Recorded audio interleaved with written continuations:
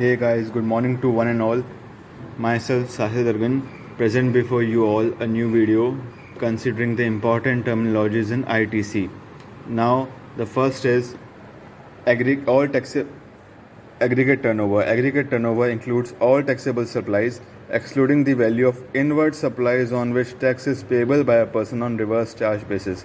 Now, what are inward supplies? Inward supplies are basically the purchases. यानी mister A है और mister B है, और मिस्टर बी मिस्टर ए से कोई सामान खरीद रहा है जिस पे वो जीएसटी पे कर रहा है, तो मिस्टर बी के लिए वो जो परचेज है वो हो जाएगी उसकी इनवर्ड सप्लाईज. ठीक है. अब हम बात करते हैं रिवर्स चार्ज की. रिवर्स चार्ज का मतलब बेसिकली ये होता है कि आपका जो सप्लायर है he is not at all responsible for paying the tax to the government.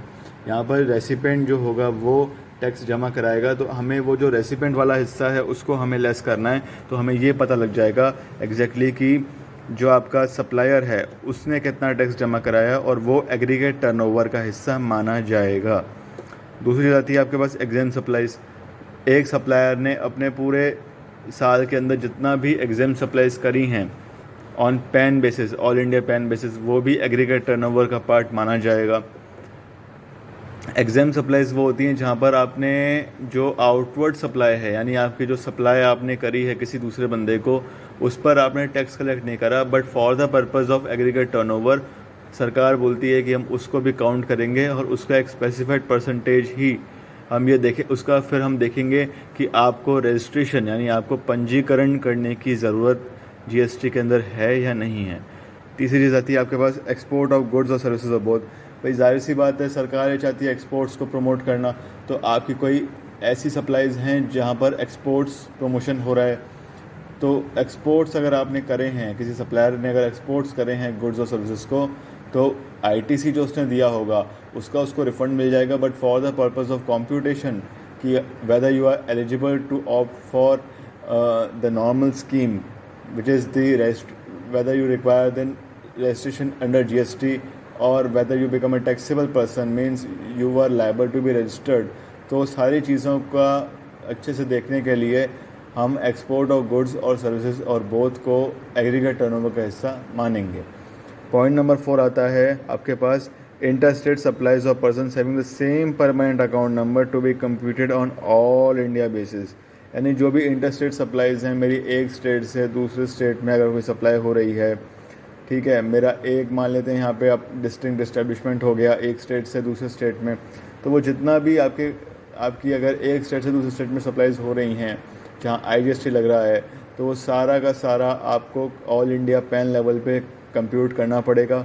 उसके बाद आपका एग्रीगेट टर्नओवर निकलेगा.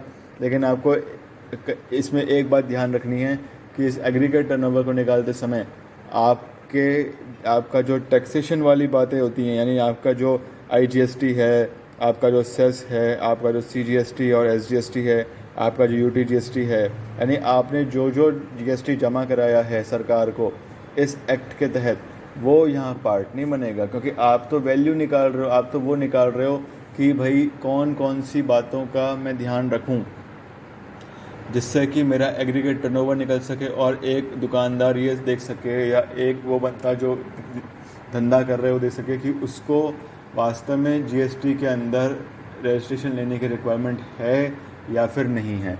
तो this was all about aggregate turnover.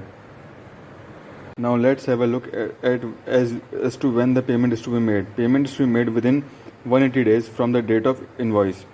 अब पेमेंट किस चीज़ का होगा? पेमेंट होगा आपका वैल्यू ऑफ सप्लाई जो आपने गुड्स और सर्विसेज की रिसीव की है, तो वो रेसिडेंट पे करेगा सप्लायर को, या और साथ के साथ टैक्स पे करेगा. यानी एक तरह से देखा जाए तो टोटल इनवॉइस का अमाउंट पे करेगा. और कब तक पे करेगा? 180 days from the date of invoice. और अगर वो ऐसा नहीं करता है तो जितना भी इनपुट टैक्स क्रेडिट यानी ITC उसने लिया है उससे वो रिवर्स करना पड़ेगा. रिवर्स करने का मतलब होता है उसकी अगले महीने की आउटपुट टैक्स लायबिलिटी में वो ऐड कर दिया जाएगा along with the interest at rate of 18% per annum from the date of invoice till the date when he makes the payment.